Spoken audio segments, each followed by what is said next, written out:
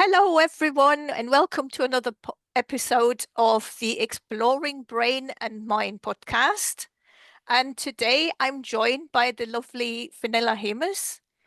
Fenella is a NLP and timeline therapy and hypnotherapy master practitioner.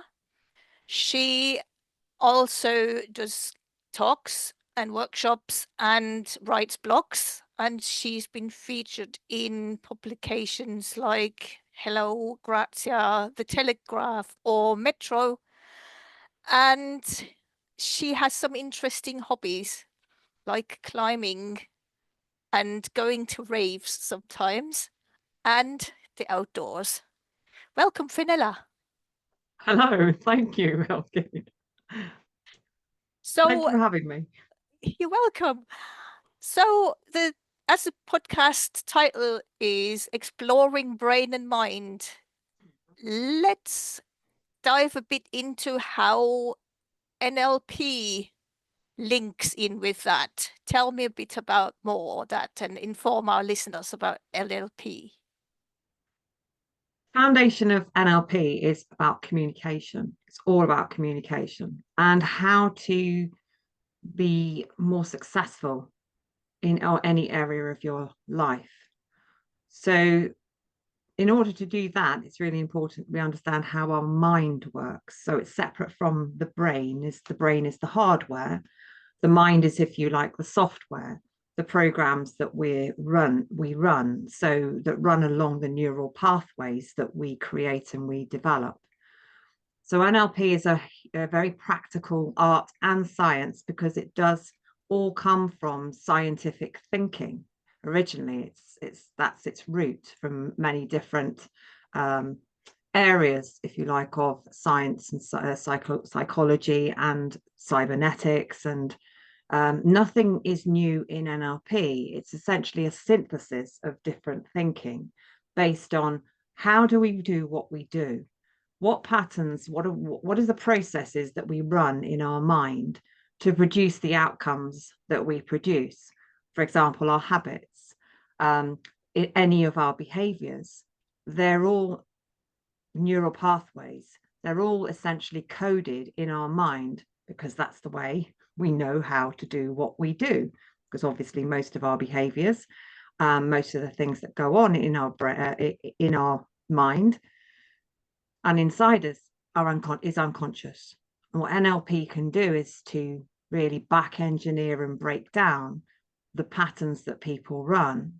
And if they're working, is how do we install those in other people? How do we model that to enable people to learn really quickly? Or if they're patterns that don't work, where is it? Where's the exact place to put in essentially a change or an interrupt in order to change that pattern and change the behavior? That's what NLP is. It's a model of communication, essentially. What's going on inside our mind, how we communicate with the world outside, and everyone and everything in it. It's very powerful stuff. I've done a practitioner training many years ago, and it benefited me hugely. And one of the important things I found was this pattern interrupt, to catch yourself out, to have the awareness to catch yourself out, and when you discover how you react to certain situations, or to in certain like autopilot flows. And Mm-hmm. if you Yeah. want to get rid of something, you need to disrupt the autopilot flow, catch yourself out, stop yourself, and then work from there to install something new. Yes. Yes. And that's the thing, I think, when you learn NLP, when you have done the practitioner training, you develop that much greater, you get an understanding of how your mind works, what the processes are that go on inside. And then, with the tools and the techniques that kind of developed, it's like a process that leaves behind a trail of techniques, which are the things that we utilize. And when you know those, you can then start to self-coach. You have that greater level of awareness. And as you said, you can stop yourself when you're on that autopilot and question yourself, essentially. Is this serving me? What's the outcome? It's the outcome I want? Well, no, it's not. Okay, let's do something different. Absolutely, absolutely. It's so essential. It also, when you, it reminds me kind of how people scream offended at the smallest little thing, and they just scream the offended straight after getting the trigger without pausing and saying, "Hang on, what's happening here right now? What's happening? Why am I offended? Do I really have to react now, or can I choose not to react?" And that is something that really people need to know this. It Yeah. makes their life a lot easier, doesn't it? Absolutely, because one of the things that foundations of NLP, apart from the model of communication, which shows people how we just delete, distort, and generalize information, we actually don't see the world as it is. We see it as we've already, our own model that we've created, and everything is passed through all of those filters that are inside our mind. And then you can say is that we can be very reactive because we're emotional beings, and so something gets us or irritates us or uh, the word trigger is it's I think very overused. Overused. Yeah. It's something sets us off. I like to say, and then before we know it, because we don't have that self-awareness to recognize, we've got to just slow ourselves down, and we have a choice in any situation. So one of the second principle, the main principles, or the second, or maybe it's even the first principle actually, is that thing of, are you at cause or effect? If you're at effect, is that you're going to allow the world to affect you and point the finger outside and say, it's because of that I didn't, it's because of that, it's their fault, it's them, it's because of, and you have all of these excuses and reasons. And I think that what NLP does really give people is recognize that when they put themselves in the place of, what's my part in this, what can I do to cause something different to happen, then you take back your personal power. Otherwise, and then you can be in a place where you can actually redirect and have and do something about any situation, as opposed to shouting, blaming, shaming, all of those sorts of things. That's unnecessary. We go, well, okay, I'm not into the way that person spoke that way, and well, what does it perhaps say about me? Because then we come into that whole thing around perception is projection. Projection. Yeah, absolutely. Oh, that's happening so often. Or the pot calls kettle black, it's just, you see that so much happening in like world politics and all that stuff. I'm not going straight into politics now though, because otherwise this is going to take ages. Um, Now hypnotherapy. I know with sometimes we use a bit like hypnotic language as well in NLP, don't we? Yes. But hypnotherapy, how is that different from NLP? Because that's something I have not done or looked too much into it. Didn't get the chance to do. So how is that different from NLP? I think that the main difference is because the practitioner is teaching somebody to be able to access trance more easily.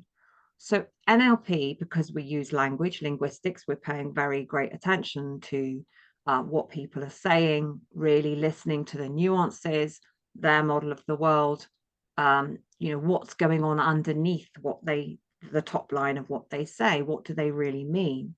And we kind of pull that apart.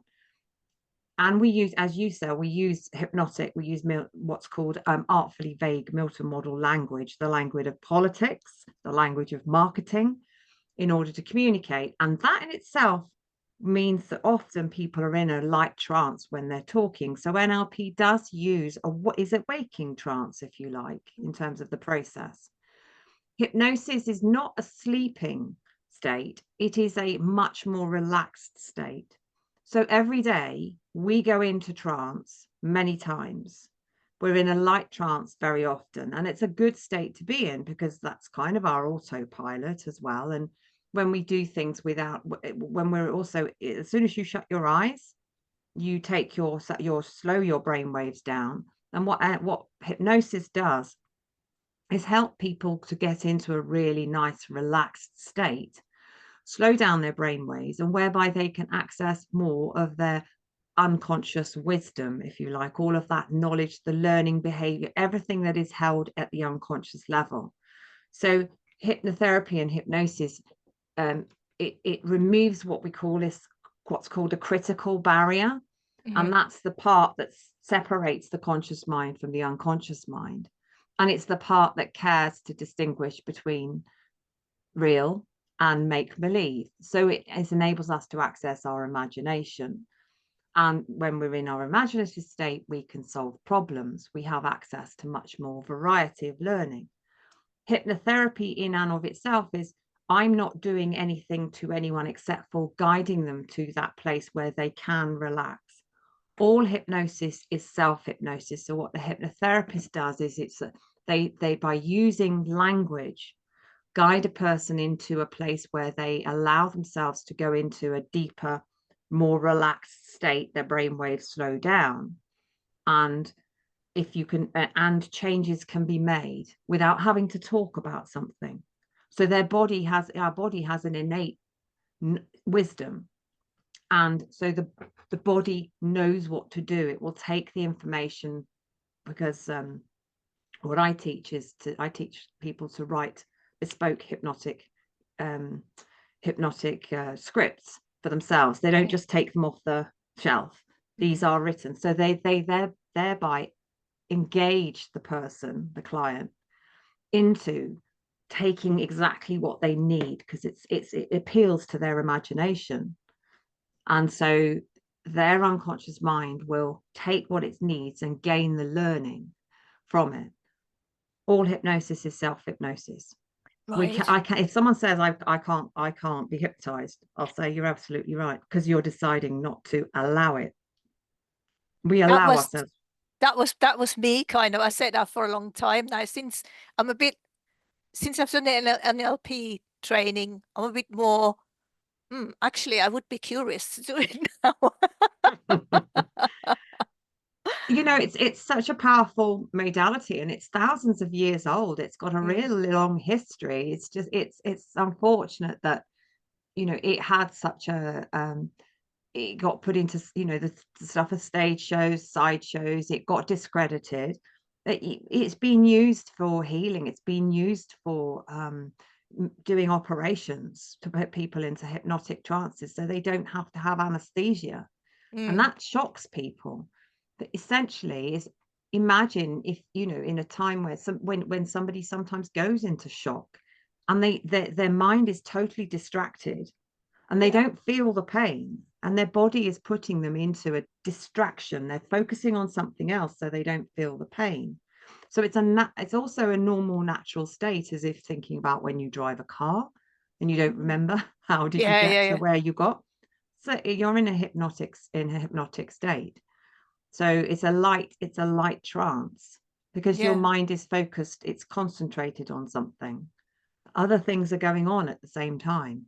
Mm. So people can take themselves out of trance anytime they make a decision, as I don't want to be here. And it's not mind control or anything. There's a few more things involved in mind control. Yes.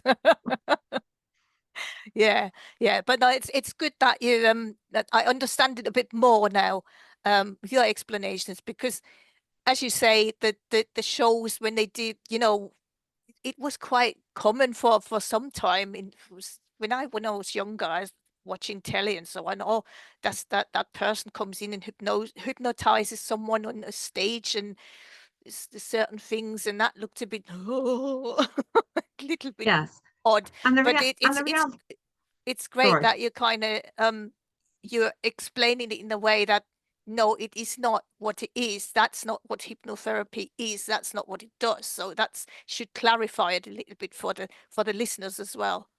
Yeah, just to say that, all of those stage shows, those people are carefully chosen. They're observed before, and they're chosen from the audience specifically, because Mm. they're the people who will be okay doing it. So they're Yeah. the extroverts. They're the people who don't mind playing, playing into and up to things. So they're willing to do this. Hypnosis, the state of hypnosis is actually a state of real awareness. People are more aware of their environment because people say, oh, I can see what's going on around me. So you're actually more aware than in your waking state. And your mind is there and open, accessing, is taking what it wants from the hypnosis that somebody is, the script that somebody is reading, and how, what better to have a script that's perfectly designed for you, for the person, as opposed to something that's quite generic and that utilizes language that has people get curious and involved and just draws the healing in that way, if you like. And people, and so then that's how unconsciously those changes are made. So for people who don't want to talk about their problems, hypnosis is a good, and hypnotherapy is a really good method, because they don't have to sit and talk about their problems. Oh, so we can, but because I was under the impression that if someone is not ready for change, or is that different from if they just don't want to talk about that, That's the different. problems? That's Yeah, different, right? Okay. if somebody's not ready for change, or if somebody's got secondary gain, even, they might not even know that unconsciously I'm getting something from doing my problem more than the pain of what the problem is causing me. We can eke that out. The decision essentially is the person has to decide they want to make the change, because otherwise I'd be mind manipulating. Yeah, yeah, And yeah, yeah. when I'm unable to do that, when unable, the difference between, I think, with NLP and with NLP is that we can identify the point at which what is going on, how is this person deciding to hold on to this problem, and maybe move people more to that place where they feel safe enough that it's more desirable for them to make that change, as they can realize what rather than having to make a hard change, and that fear, of making that change, is to be able to move into the place where, oh, I'm curious now. Okay, I can see what I can get from making this change that's actually really valuable to me. And I want to do that more than do my old problem. So it's not, it's not the direct talking. It's Mhm. about, let's create the environment, have the ready state where somebody has made that decision of, yeah, I'm ready to change now. But fundamentally, if a person decides they're not ready to change, and they just want to try out all the therapies and prove that they're wrong and they don't work, then they Yeah, will, yeah, because yeah. such as we are as human beings. Mm, mm.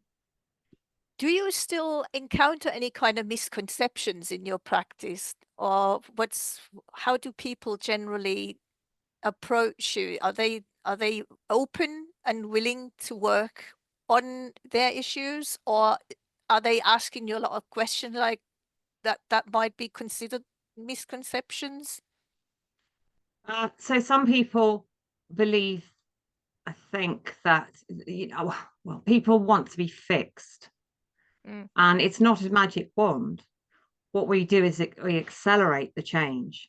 It's not that I can, for example, if somebody has a behavior that they want to change, I can change their strategy. I can wire in a new strategy. They do have to practice that strategy. And the fact that it's wired in means it's easier, it's preferable. We've made it preferable.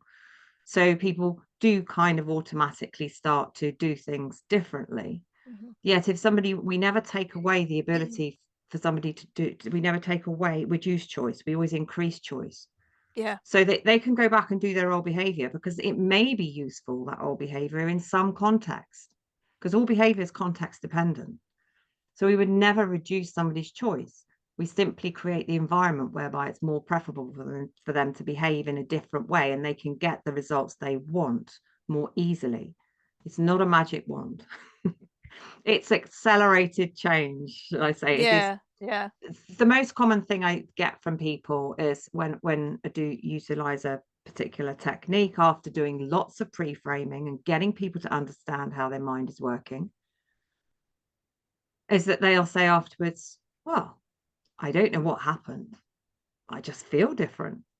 And that's where that kind of trust has to come in. People need to trust themselves and believe in themselves too. And that's part of what we do, is to remove the limiting beliefs where people think that they can't do something, because they can do the process of not doing something if they choose. Yeah. And Yeah. we put in that remove. Sometimes it is removing those limiting beliefs because people have done those behaviors for so long. Then that's part, they believe that's part of their personality. So we kind of like dig deeper and deeper and get the problem behind the problem, really. And the problem behind the problem will have greater effect in more areas of their lives.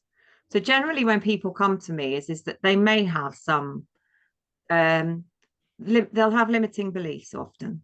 And it's removing those limiting beliefs, because it's about it. Yeah. So people often, they don't trust themselves. They don't believe in themselves. They don't believe they can make that change because they don't believe in themselves or trust themselves to do it. And we have to put in that for somebody to feel, okay, yeah, I've got the self. I believe I can do this.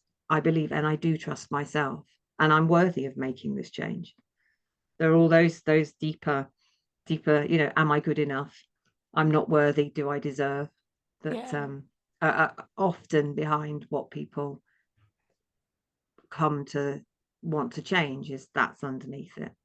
Yeah, as you were saying that sometimes they come and they say, "Oh, I feel different," but I suppose it's something to do, and that links to the brain a bit as well. Then, doesn't it? Because if they do things different, there's the new connections in the brain, and it might create different neurotransmitters, hormones, and everything. So of course that will make them feel different. So Yes. that's in that way the brain is linked into the whole process as well, isn't it? Yes, it is, because it's all about changing the neural pathways. And Hmm. as you know, with the brain, we have neurogenesis. So Hmm. every single second, our brain is breaking down and creating new cells. And so essentially, we're utilizing that potential that the brain can change in any moment, and it does in any moment create a new neural pathway.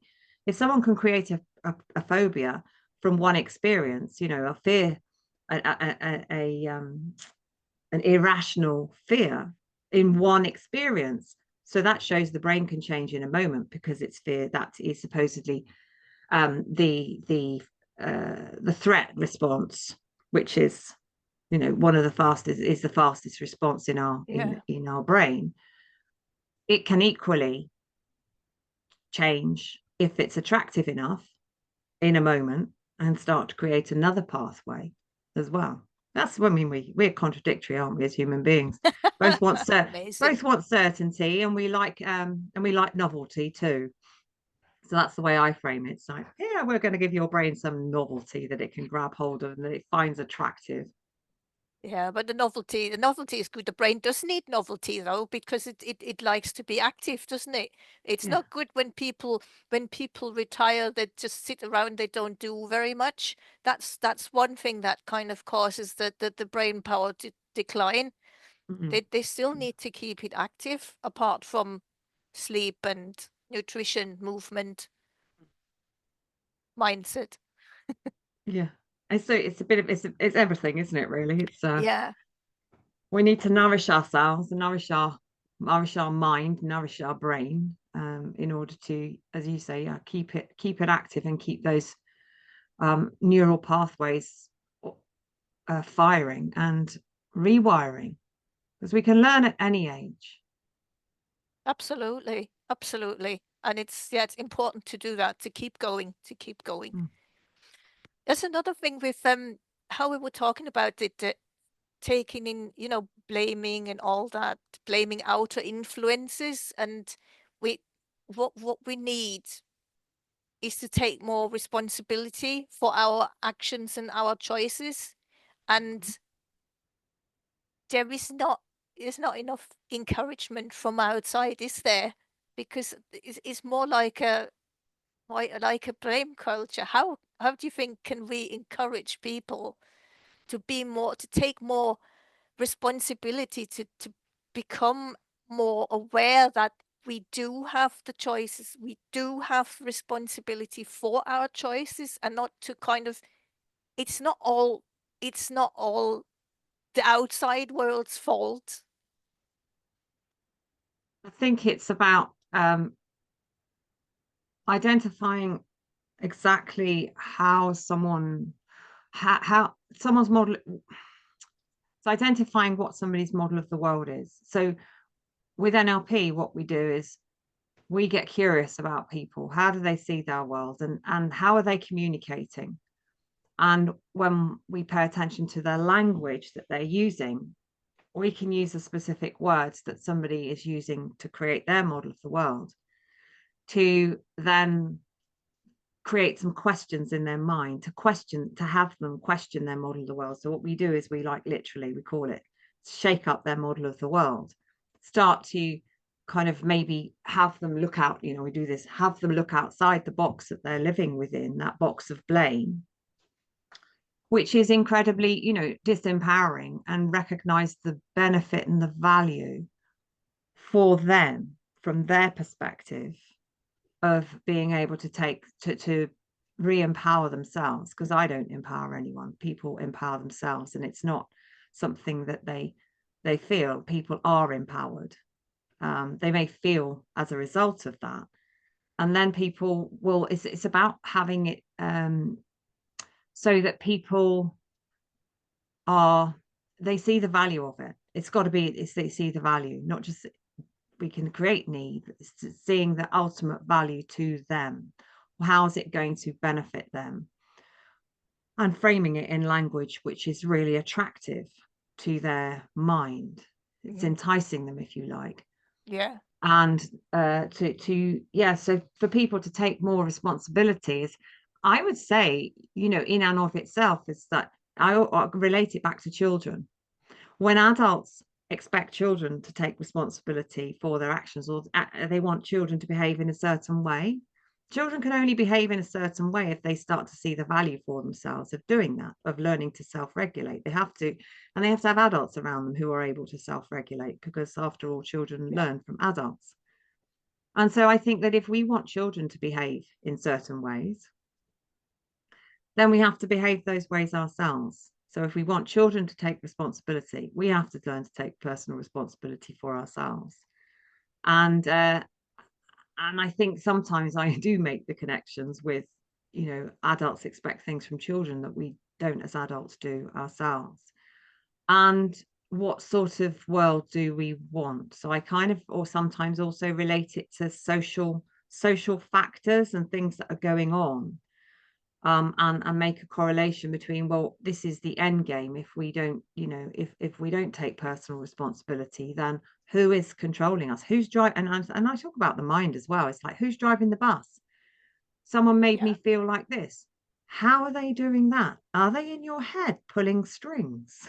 Just silly little, saying, it might seem silly, but saying things like that, is who is driving the bus? Because no one's controlling your mind unless they're doing the real world. They're doing programming you to think in a certain way. Okay, you can program yourself to think in a different way. If you're not happy with something, the only person that can change something is you. Yeah. Fundamentally. Yeah. So they're utilizing various analogies, finding the value for them of taking responsibility, making connections with areas in their life where they maybe already do, because people do take both. There's some area in their life they will do it. No one is totally learned helplessness, I don't believe. Yeah. You talk about like programming the mind. There's a lot of mind programming, attempts of mind programming going on outside around us, isn't there? And I think it's important to make people more aware of what is happening, what is being attempted, kind of that they're trying to take over our minds and just do what we get told. And it's sometimes it's difficult to make people aware of that, isn't there? Because we're so used to kind of, we've got all this around us, and then it's getting even worse actually with social media then as well. You've got all the different angles and perspectives, and digital, and it's sometimes I just sit there and think but thank goodness I know how kind of I can see what's happening and what's going on. But it's sometimes just a bit getting too much, isn't it? It does get a lot for people, and that's why in some ways, I think people check out and they will revert back to what they know, and will and the media is deliberately make people has people feel reactive, distracted, um, and I think sometimes though, if people then do check out of some of those things and start to go back to, okay, well, what's really important to me fundamentally, um, and then realize that perhaps if you start to go down that simplified route, then we can take responsibility for what we are able to manage ourselves, what's in our sphere of control, essentially, as opposed to and I think when people sometimes do that, then they start to realize actually what's being, the influences, outside influences, and how those influences might be aiming to redirect their thinking, with the repetition of language, repetition of sound bites. Oh Those yes. eke into our thinking, and we can end up feeling anxious or feeling stressed, or repeat the word stress enough and people are going to feel stressed. Yeah, And I think so. repetition plays a big role in that, doesn't it? Say that again. With this repetition plays a big role in is this getting something into people's minds, Yeah, and that I call it the period from March 2020. I don't use the C word. So, but from there, all these always 3-word mantras that were going around, and all the virtue signaling and all the things that were done to spread fear. And it wasn't just language and things, it was the whole imagery and everything that was going on to kind of capture people's attention and to drive them towards fear. it was a mass hypnosis. Mantras, repetition, attaches to the mind, can put us into a trance when we repeat something again and again and again. Like I just say, again and again and again, that draws somebody in a direction of, in a direction of thought. Yeah, And as you said, is the imagery as well. So utilizing imagery, utilizing words, utilizing feel emotion as well. So all the senses, and it is a great way of directing thinking, and funneling thinking onto one yeah, thing. yeah, Mass hypnosis. yeah, yeah. Um, with AI coming in the picture now, do you think, no, actually, I've read something just a little few minutes before I got on here, um, about AI and NLP, that they're trying to program NLP into AI. How do you see any kind of AI affecting NLP in any way? Have you ever thought about if if there could be an impact coming? I think AI is going to have an impact, on everything, with the number of apps that there are where people can go and talk to an app as opposed to a real person.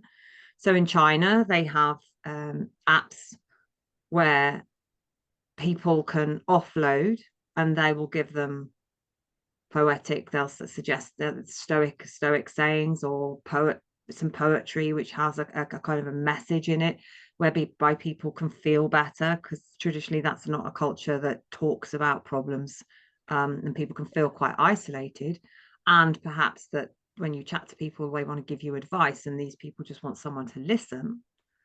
Mm. So that it's going to be inevitable. I think also that we have seen with some of the apps on that companies are using for mental improve mental health for staff to use, is that they're quite surface level. It's that they're going to work in the moment.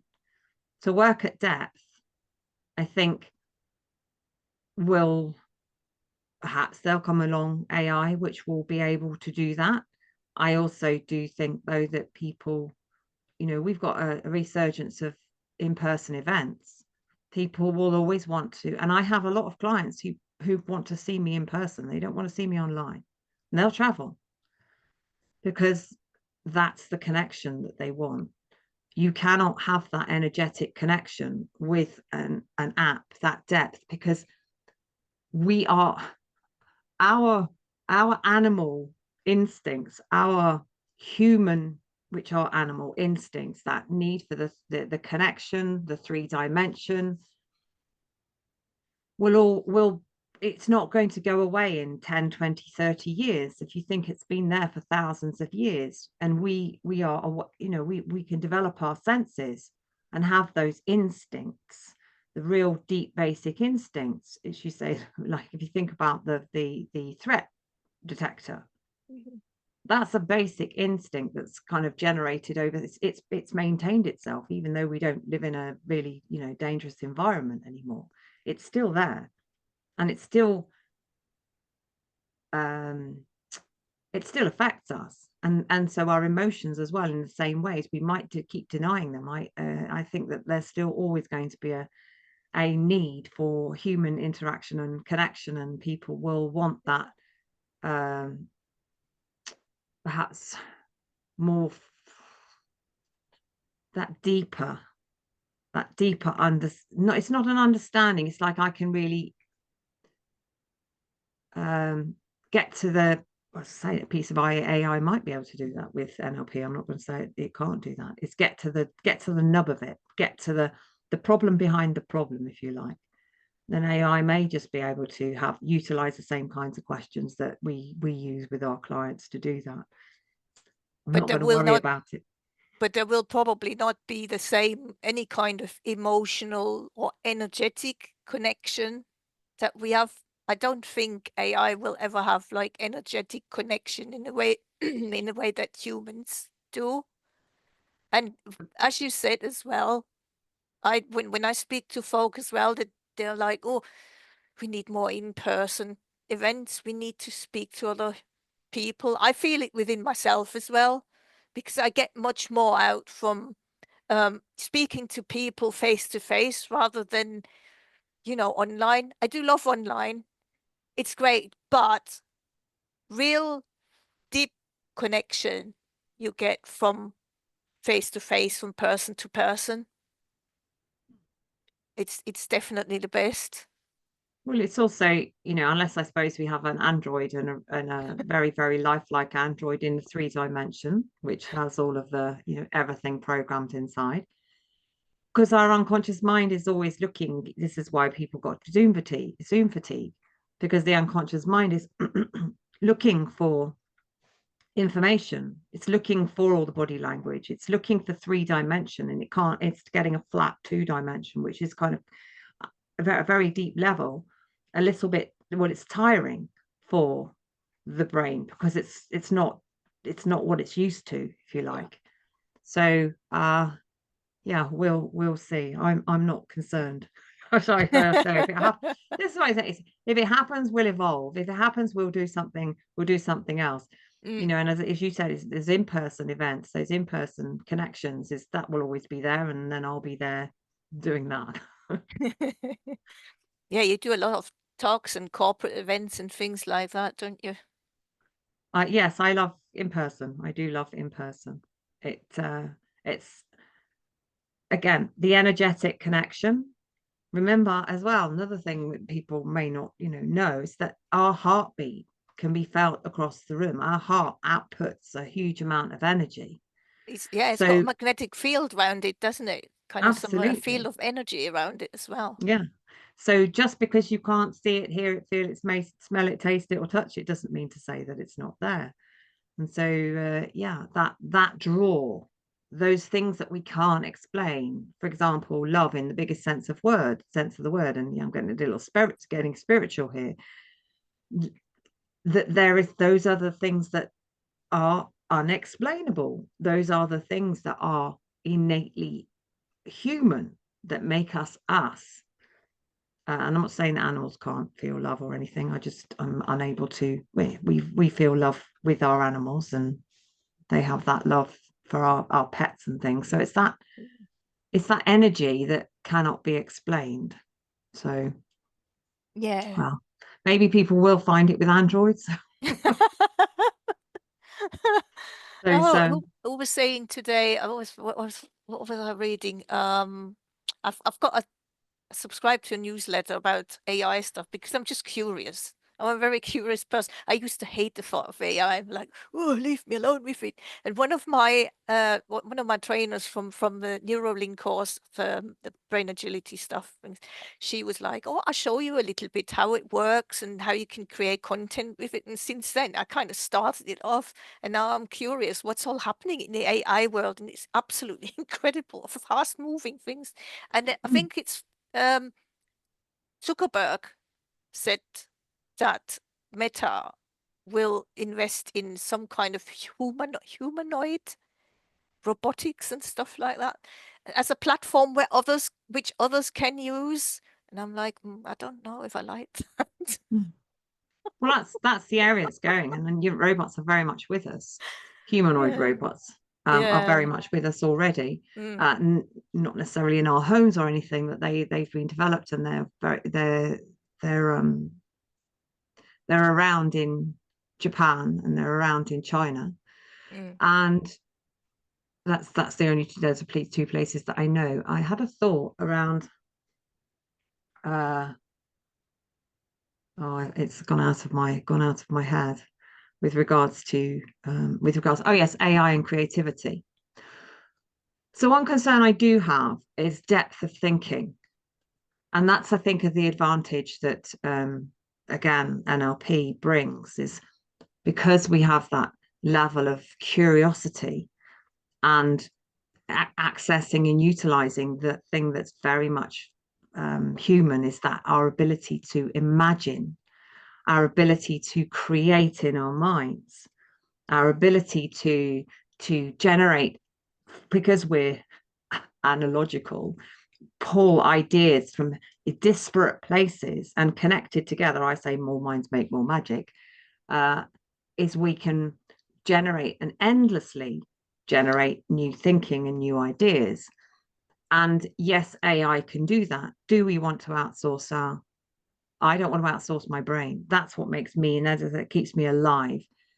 And being able to, and people are kind of crying out for as well, I think, in many ways, is having, not being able to think deeply, and having that quick scroll, that, so much information, and then being able to outsource the thinking, then that creates, number one, it creates an inability to concentrate, having people feel overwhelmed, because then and they talk about not being able to focus, not being able to sit still, not being able to, well, that's because of endless scroll. Yeah, Dopamine fixes, dopamine hits, rather than, if you're in flow and you're focused on something deeply, your body will produce that feel good factor.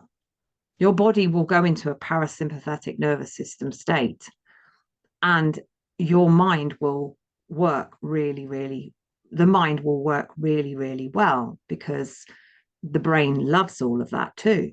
yeah, Constant scroll is again, it's again the balance of a human being. It's the balance, the homeostasis is out of kilter. So absolutely. it's going to generate a response in the physiology that's going to have a detrimental effect on our mental health, our well-being, perhaps, evolved to wiring ourselves differently and outsourcing our thinking to everything else, all the wearables, which aren't even accurate, and outsourcing all of that. And then we create maybe a state of that learned helplessness, which was whereby we are able to perhaps be more, well, we are able to be more easily controlled. Yeah, Who yeah, knows? I'm not yeah. going to be like, I'm not, No, it's not, no, no, no, not thank for you. me, Not for me not for either. me, because I think that that wonder of being able to create that wonder of being able to enjoy things and get lost in things. And I love all of that. Yeah, Yeah. I need to do more. I keep thinking need to do more drawing and painting again, because that's something I used to do a lot as a kid or in Yeah. younger years. I had a phase where I used to do more like a few years ago, and then I stopped it again. But I think I need to do more of that again to kind of get it on paper. I've got this thing about I want to do a painting of Pele, the volcano in Hawaii, Kilauea, the Hmm. goddess Pele lives in there. And when she comes out, when the eruptions come, at the moment, they've got wonderful eruptions going down there. And think of how she dances, beautiful. I Yeah. have pictures. I have pictures of that in my head. I need to get it on paper or in canvas or something. Uh, Yeah. but yeah, creativity. I mean, our brain needs creativity. It needs to be kept active. And with regards to all the scrolling, I notice when I do scroll more, it kind of gets me in a state a bit like this. And then I can't, then you can't focus. Then you go like attention span is like seconds. So there's no focus there. And I notice when I do work on something really in depth, if I do research or something, and I forget the time, and I look at my watch and think, what the heck is it? How did he get to that time? Which Creativity is so important, and using imagination, and it's good for the brain as well. It really is. for the soul really is. It's very good for the soul. And I think, people creating art, we like to be in beautiful environments. I say to my clients, look around you, apart from the plants or anything, that's from nature. Um, all of the things that are in this space were once a figment of someone's imagination. So they created them once in their mind, and then they created them in reality. They made them real in reality. So you can too create whatever you want to create. It's not going to happen in moments. It can happen a lot faster than you might think it can when you put your mind to it, because then your mind is going to reward you. And the reticular activating system, Yeah. it's going to be on the lookout. If it's on your mind, if it's Yeah. attractive to you, you'll start seeing it everywhere and things will start appearing. So stay awake and stay open for it. Stay Yeah. curious. Absolutely. And Absolutely. crikey, can you imagine us just thinking back to being a child and that innate curiosity, and taking that away from a child? Do adults want that to happen? Oh, really? The Oh, education system already suppressing that quite a lot, doesn't it? it does, because of its inability to be flexible and meet different learning styles, and creating more homogeneity in the way that things are done, as opposed to teachers in the past have had more flexibility, to teach in ways that would perhaps meet the needs of more children. So yes, I mean, it's an archaic system, isn't it? Mm, Set up yeah. for the day, set up for the day of the time of the factories and the industrial Yeah. Yeah. revolution. Absolutely. Yeah. Yeah. That's a lot.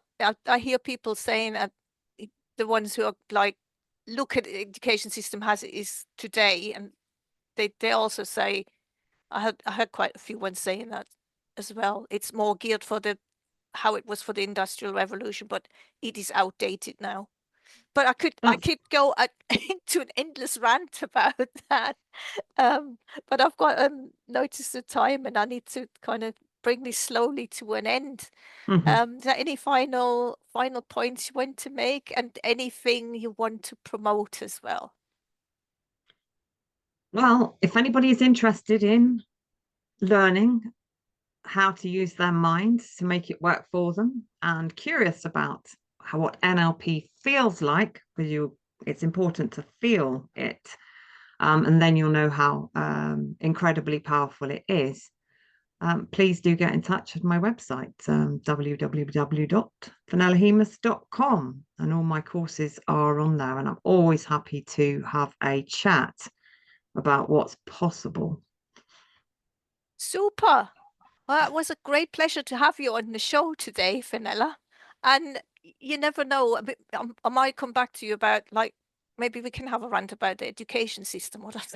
There might be another topic that comes to mind because I know you've got a wider range of interesting topics as well. So, but thank you for being my guest today. And yes, to all the listeners, I say if you liked the episode, please like and share, and please follow Exploring Brain and Mind and subscribe to the show. And I look forward to having you back on another episode as my listeners.